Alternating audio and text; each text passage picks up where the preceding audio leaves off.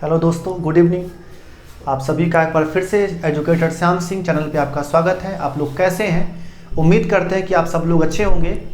और आज हम लोग थोड़ा सा ये फास्ट मेरा क्लास रहेगा, बाकी क्लास की अपेक्षा थोड़ा सा ये फास्ट चलेगा, क्योंकि इसमें हम मुख्य नियुक्तियों के मुख्य अपॉइंटमेंट यानी जितने भी आपके इंपॉर्टेंट जो अपॉइंटमेंट किए गए हैं हम उसकी चर्चा करेंगे, जो कुछ दिनों पहले हुए हैं और कुछ जो भी हाल ही में रिसेंट में किए गए हैं। तो वैसे अपॉइंटमेंट के बारे में हम बताएंगे, जो क्लास थोड़ा सा और क्लास की अपेक्षा थोड़ा सा ये फास्ट रहेगा। ठीक है, तो आप लोग तैयार हैं? हम स्टार्ट करते हैं। और इसमें सबसे पहला हम शुरू जो कर रहे हैं, जहां पे मुख्य बदलाव हुए हैं, जिसमें हम सबसे पहला बात करते हैं कौन से आयोग का? नीति आयोग का। नीति आयोग के बारे में कहते हैं कि इसका स्थापना कब हुआ, तो बोलेंगे 1 जनवरी 2015 को। कब हुआ? 1 जनवरी 2015 को। और इसके हमेशा अध्यक्ष कौन होते हैं? तो प्रधानमंत्री ही होते हैं। और नंबर 3 कह सकते कि कुछ दिनों पहले इसके कह सकते क्या चीज, उपाध्यक्ष का नाम यानी उपाध्यक्ष को बदल दिया गया, यानी इसके वाइस चेयरपर्सन जो कौन बने हैं, आप बोलेंगे सुमन बेरी। नाम क्या बोलेंगे? सुमन बेरी। और सबसे अभी लेटेस्ट जो कह सकते इसके सीईओ को भी क्या कर दिया गया है? बदल दिया गया है, यानी वो कौन बने हैं? आप बोलेंगे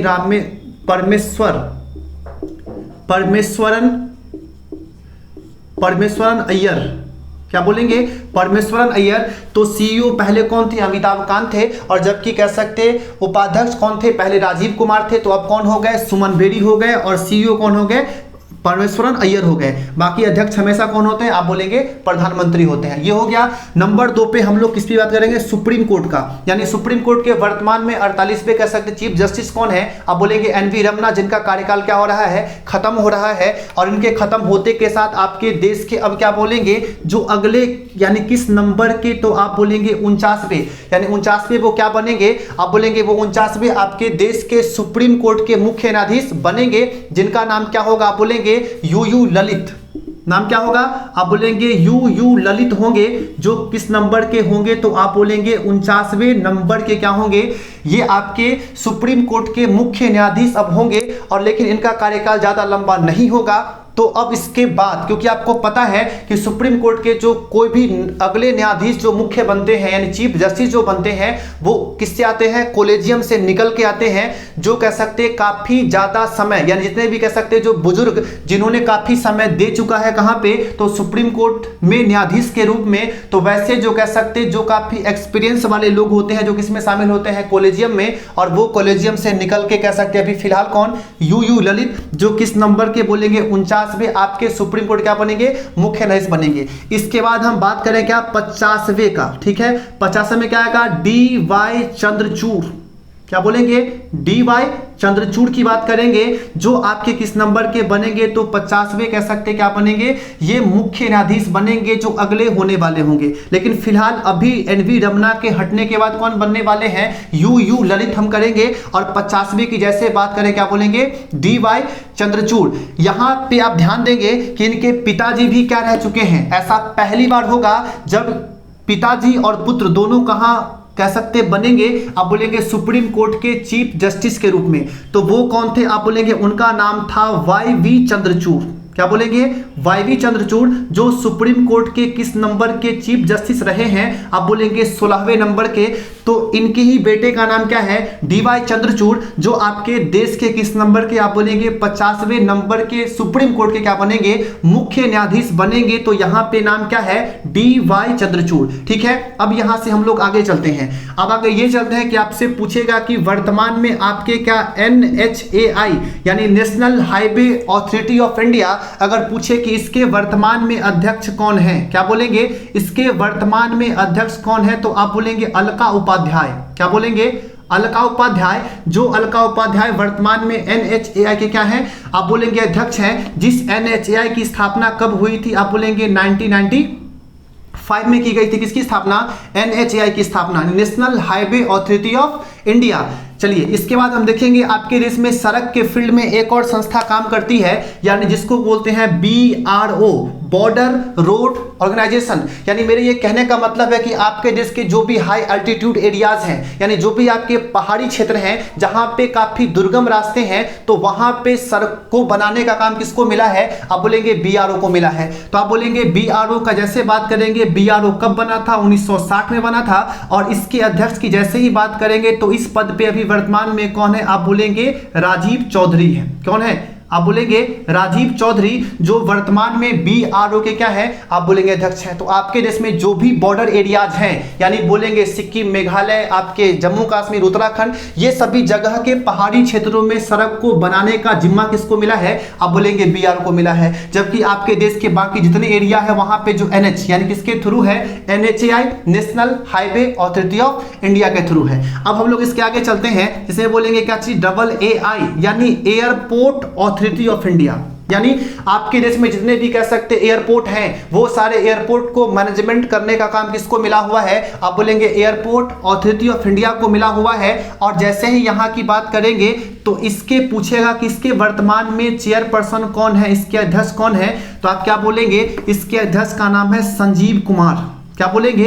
संजीव कुमार वर्तमान में AA यानी एयरपोर्ट अथॉरिटी ऑफ इंडिया के क्या हैं? आप बोलेंगे अध्यक्ष हैं। दूसरा आपसे पूछेगा वर्तमान में आपके देश में जो अंतरराष्ट्रीय जो एयरपोर्ट है, यानी जो इंटरनेशनल एयरपोर्ट है, अगर पूछे कि प्रेजेंट में आपके देश में टोटल इंटरनेशनल एयरपोर्ट की संख्या कितनी है? आप बोलेंगे वर्तमान में संख्या कितनी हो चुकी है? आप बोलेंगे 39 हो चुकी है। दूसरा आप कहते हैं कि अभी हाल ही में कह सकते कि दुनिया के कह सकते एयरपोर्ट का क्या निकाला गया? अभी सर्वे निकाला गया, जिस सर्वे में सबसे बेस्ट एयरपोर्ट का अवार्ड किसको मिला है? तो आप बोलेंगे हमद। यानी ये हमद एयरपोर्ट कहां का है? तो आप बोलेंगे ये कतर का है। कहां का है? आप बोलेंगे कतर के एयरपोर्ट है, जो हम कह सकते हैं हमद एयरपोर्ट को सबसे बेस्ट अवार्ड मिला है। जबकि पूछेगा भारत में सबसे बेस्ट अवार्ड किसको मिला है? तो बोलेंगे कैंपेगोडा। क्या बोलेंगे? कैंपेगोडा इंटरनेशनल एयरपोर्ट, जो कहां पे है? तो आप बोलेंगे बेंगलुरु में है, जिसको सबसे इंडिया का बेस्ट कह सकते एयरपोर्ट का अवार्ड मिला है। जबकि पूरे दुनिया में किसको मिला है? आप बोलेंगे हमद एयरपोर्ट को सबसे बेस्ट एयरपोर्ट का अवार्ड दिया गया है। चलिए हम लोग यहां से अब आगे बढ़ते हैं। आगे ये बढ़ते हैं कि अब यहां से हम लोग चलेंगे, अगला पूछेगा कि अब आपके देश में वर्तमान में कह सकते कि आपके भी चेंज हुए हैं, जिसमें से एक चेंज बहुत मुख्य रूप से हुआ है, जिसमें आप कह सकते क्या चीज? तो वायुसेना। क्या बोलेंगे? जो वायुसेना के क्या बने हैं? आप बोलेंगे महासचिव बने हैं। जिस महासचिव का नाम क्या है? आप बोलेंगे उनका नाम है संजीव कपूर। नाम क्या है? संजीव कपूर। बाकी आपको पता है कि वायुसेना के जो कह सकते हेड हैं, यानी इसके जो अध्यक्ष हैं, इसके अध्यक्ष का नाम क्या है? आप बोलेंगे इनका नाम है VR चौधरी, विवेक राम चौधरी। क्या नाम है? विवेक राम चौधरी। ये हो गया आपका वायुसेना। बाकी वायुसेना दिवस कब मनाते हैं? आप बोलेंगे 8 अक्टूबर को मनाते हैं। कब मनाते हैं? आप बोलेंगे 8 अक्टूबर को वायुसेना दिवस मनाया जाता है। दूसरा आप कह सकते हैं कि आप ही के देश के अभी फिलहाल कह सकते थल सेना। क्या बोलेंगे? थल सेना के नए क्या बने हैं? वाइस चेयरपर्सन, जिसको उपाध्यक्ष कहते हैं। जो अभी थल सेना के सबसे नए उपाध्यक्ष कौन बने हैं? आप बोलेंगे उनका नाम है BS राजू। नाम क्या बोल रहे हैं? BS राजू। जबकि थल सेना के हेड, थल सेना के जो आप कह सकते हेड कौन है? आप बोलेंगे मनोज मुकुंद नरवणे। नाम क्या है? मनोज सॉरी अभी ये आपका अध्यक्ष कौन बने हैं? आप बोलेंगे मनोज पांडे। नाम क्या बोलेंगे? मनोज पांडे। चूंकि आप कहते हैं कि बिपिन रावत जो आपके देश के पहले CDS रहे, लेकिन वो तो हवाई दुर्घटना में मारे गए, तो उनके मारे जाने के बाद अब उस पोस्ट पे कौन आ गए हैं? आप बोलेंगे मनोज मुकुंद नरवणे। तो उनके उस पोस्ट पे जाने के बाद अब कौन बने हैं? मनोज पांडे, जो आपके देश के नए थल सेना के अध्यक्ष बने हैं। और उपाध्यक्ष कौन बने हैं? आप बोलेंगे BS राजू। जब सबकी बात हो गई तो यहाँ पे हम नौसेना की बात कर लेते हैं, नेवी की बात कर लेते हैं। तो आपके देश में नेवी एडमिरल जो सबसे हेड कौन है? आप बोलेंगे R हरि। क्या बोलेंगे? R हरि कुमार, जो वर्तमान में आपके कह सकते नेवी के क्या है, यानी भारतीय नौसेना के ये हेड है, ये चीफ है। नाम क्या है? R हरि कुमार। तो थल सेना दिवस अब कब मनाते हैं? अब बोलेंगे 15 जनवरी को मनाते हैं। जबकि आपसे पूछेगा कि ये नौसेना दिवस कब मनाते हैं? तो आप बोलेंगे 4 दिसंबर को मनाया जाता है। अब इसके आगे हम लोग चलेंगे, ठीक है? यहां तक क्लियर है? चलिए अब यहां से हम लोग आगे चलेंगे कि अभी प्रेजेंट में आपके देश के रॉ, यानी आपके देश का सबसे बड़ा इंटेलिजेंस, यानी जो गुप्तचर संस्था है, जो दुनिया के हर देशों का होता है, जिसमें एक कह सकते हैं आप मोसाद, जो बहुत बड़ी संस्था है। तो आप यहाँ कह सकते हैं कि जो आपके रॉ हैं यानी रिसर्च एनालिसिस विंग, तो रिसर्च एनालिसिस विंग के कह सकते हैं जो आपके देश की सबसे बड़ी गुप्तचर संस्था है, जिसके हेड का नाम क्या है, आप बोलेंगे इनके हेड का नाम है सामंत कुमार गोयल।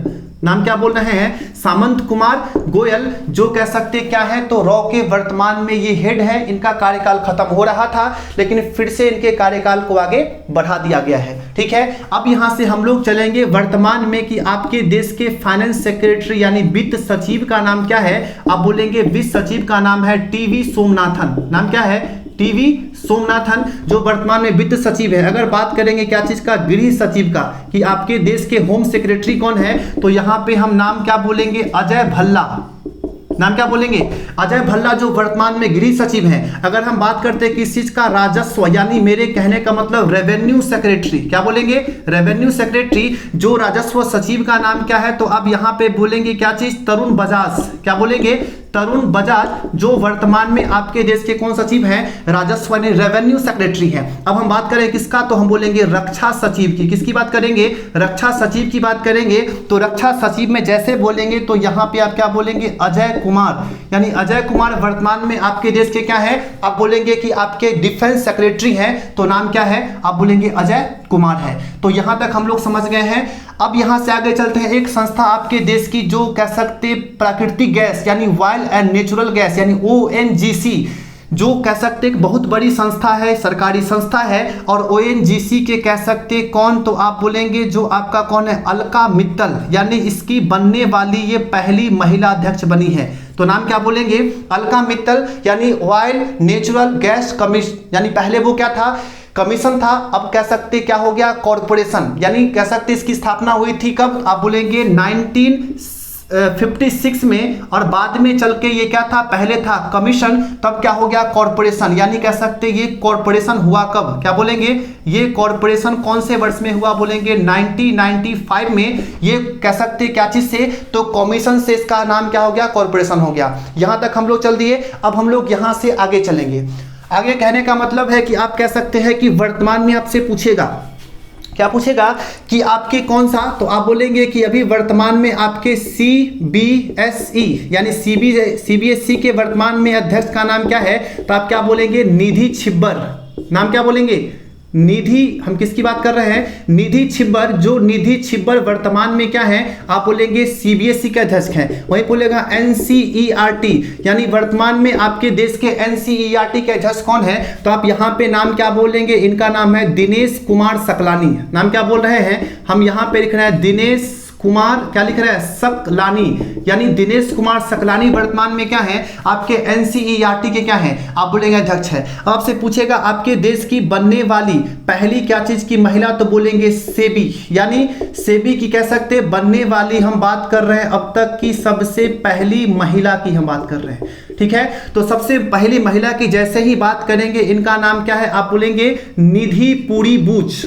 नाम क्या बोल रहे हैं, निधि, फिर क्या बोल रहे हैं, पूरी, और हम क्या बोल रहे हैं, बूच, यानी निधि पूरी बूच, जो वर्तमान में कह सकते क्या है, आप बोलेंगे सेबी की बनने वाली क्या है, ये पहली महिला क्या हुई है, आप बोलेंगे अध्यक्ष हुई है। तो आप यहां तक समझ गए होंगे। अब इसके आगे हम लोग चलते हैं।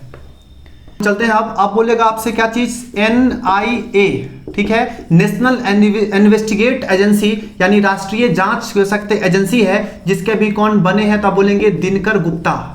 क्या बोलेंगे, दिनकर गुप्ता की बात करेंगे। और वही पूछेगा क्या चीज का, IB इंटेलिजेंस ब्यूरो, इसके अभी हेड कौन बने हैं, अब बोलेंगे तपन कुमार डेका। ये बहुत हाल ही में चेंज हुए, इसको याद कर लीजिएगा कि तपन कुमार डेका जो कह सकते किसके बने हैं, इंटेलिजेंस ब्यूरो के बने हैं। जबकि बोलेगा NIA के क्या बोलेंगे, अब बोलेंगे दिनकर गुप्ता। और इसके पहले हमने आपको बता दिया है कौन सा, तो हमने कहा था रॉ, यानी रॉ जो आपके देश का सबसे बड़ा कह सकते IB यानी इंटेलिजेंस ब्यूरो की वो संस्था है, गुप्तचर संस्था है। जैसे हमने कहा पूरे दुनिया में काफी चर्चित कौन है, तो मोसाद, जो मोसाद कहां का है, आप बोलेंगे इजराइल का है। इस इजराइल की राजधानी कहां है, तो आप क्या बोलिएगा कि इसका है, आप कह सकते कहां पे, आप बोलेंगे इजराइल की राजधानी, जो आप क्या इसकी राजधानी की जैसे ही बात करेंगे तो अब यहां से बोलेगा इजराइल की राजधानी कहां पे है, तो आप बोलेंगे इजराइल की राजधानी है जेरूसलम।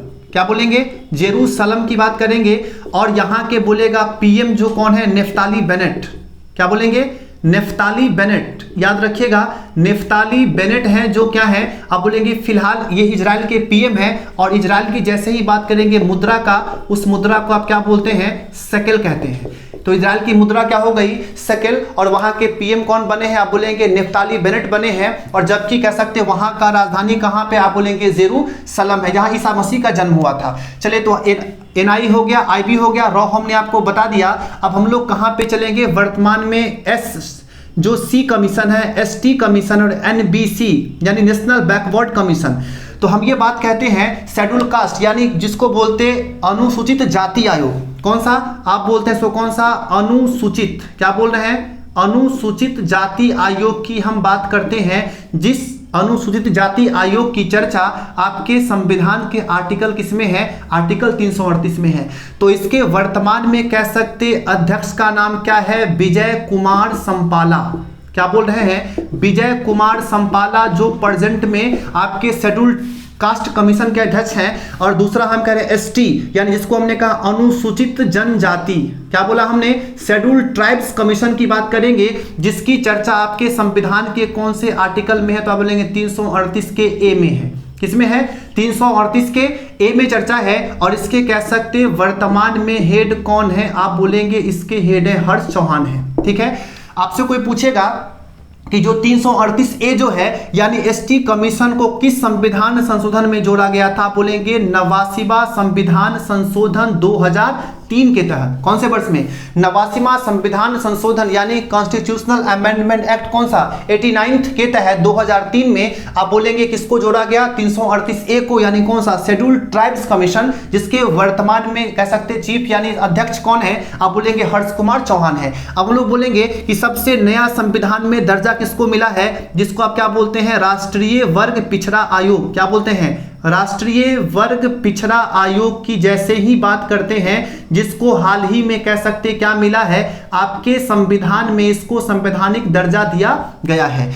तो इसको दर्जा दिलाने के लिए आपके संसद में, हम कहाँ की बात कर रहे हैं, संसद में इसके लिए कौन सा बिल पेश हुआ था, आप बोलेंगे 127वां बिल पेश किया गया था। कौन से वर्ष में, 2017 में। लेकिन इसको मान्यता कब मिला, किस कह सकते एक्ट के तहत, आप बोलेंगे 102वां, क्या बोलेंगे, 102वां एक्ट जो संसद ने पारित कर दिया। कौन से वर्ष में, 2018 में। और इसी 102वां संविधान संशोधन अधिनियम के तहत क्या बोलेंगे, राष्ट्रीय वर्ग पिछड़ा आयोग को संविधान में दर्जा दे दिया गया।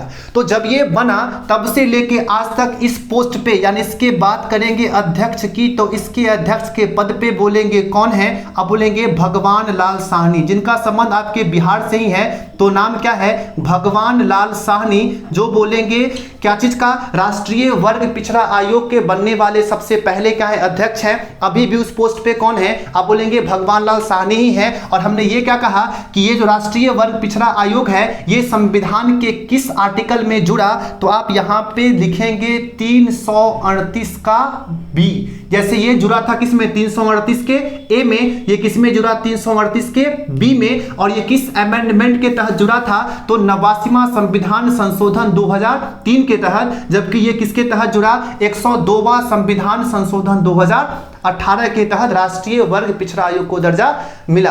तो यहां तक आप लोग उम्मीद करते समझ गए होंगे। अब हम कह रहे थे कि हमने अभी कहा था कि आपके देश में जो आपके क्या है, एयरपोर्ट है, हमने क्या कहा था, एयरपोर्ट, जिसकी संख्या वर्तमान में अंतरराष्ट्रीय इंटरनेशनल एयरपोर्ट की संख्या कितनी हो गई है, 39। और हमने कहा था क्या, AA, airport authority of India, जिसके वर्तमान में हेड कौन है, तो हमने कहा था संजीव कुमार है।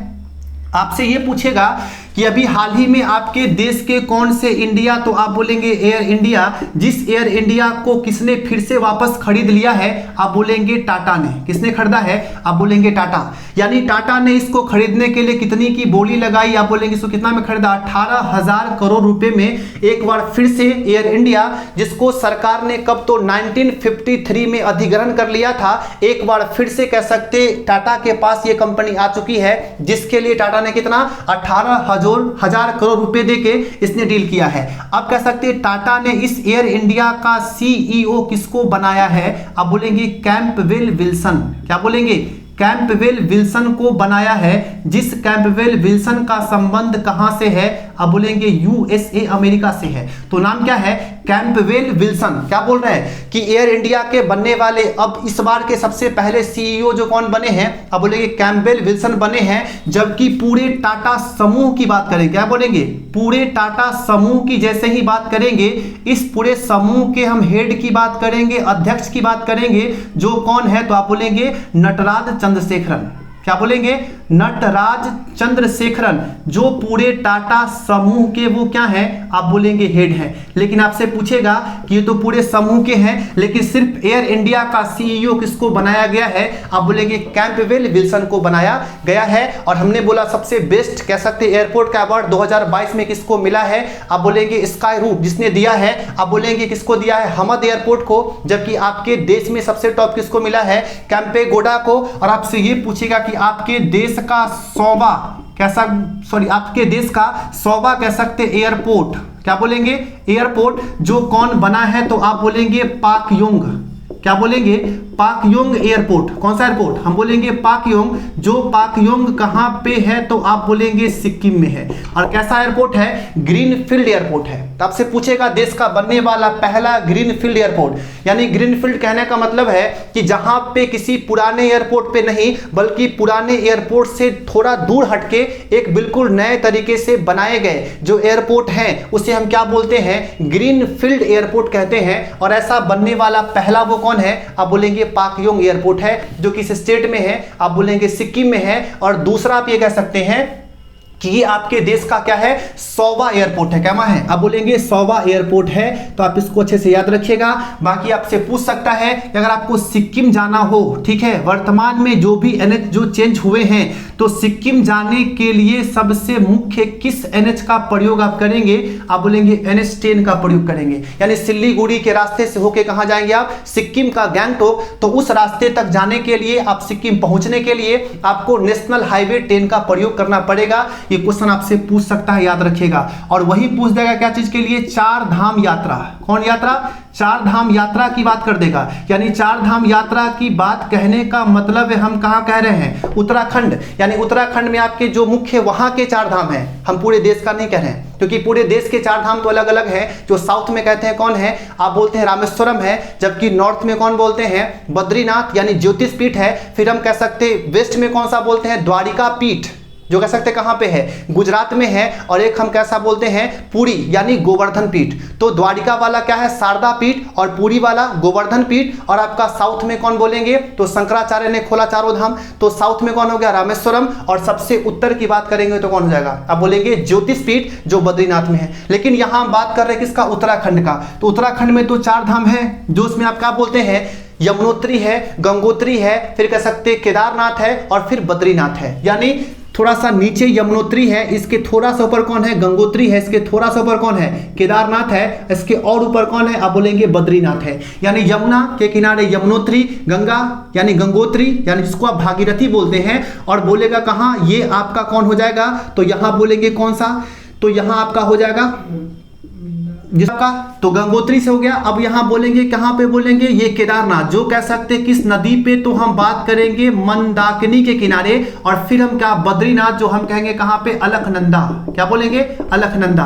तो ये उत्तराखंड के क्या है, आप बोलेंगे चार धाम है। तो क्वेश्चन ये पूछेगा कि उत्तराखंड के चार धाम की यात्रा करने के लिए सरकार ने यहां पे कौन से एनएच का निर्माण किया है, आप इसका आंसर देंगे NH7, जो हम पहले पढ़ते थे NH7, जो आपके देश का सबसे बड़ा NH था। लेकिन आज वो NH खत्म हो चुका है। अब वो NH कहां पे है, उत्तराखंड में है, जो चार धाम की यात्रा करवाएगा। तो प्रेजेंट में आपके देश का जो कह सकते नॉर्थ साउथ कॉरिडोर यानी NH44। तो प्रेजेंट में अगर पूछे कि आपके देश का सबसे लंबा NH का नाम क्या है, NH44 है, जो लगभग 3745 किलोमीटर क्या है, लंबा है। जो कह सकते कहां से कहां को जोड़ती है, आप बोलेंगे श्रीनगर को कन्याकुमारी से जोड़ती है। कहां से, श्रीनगर से कन्याकुमारी को जोड़ती है। ठीक है, तो आज के लिए इतना। मेरा कोशिश कैसा लगा जरूर बताएंगे। तो आज के लिए इतना हम छोड़ रहे हैं। बाकी स्पीड थोड़ा ज़्यादा था, क्योंकि आज हमने पहले ही कह दिया था कि स्पीड थोड़ा ज़्यादा रहेगा, क्योंकि बहुत सारा चीज़ बताना था, क्योंकि आपको रिवाइज भी करवाना था। ठीक है, तो आज के लिए हम यहीं पे ख़त्म करते हैं क्लास। चलिए, जय हिंद, जय भारत।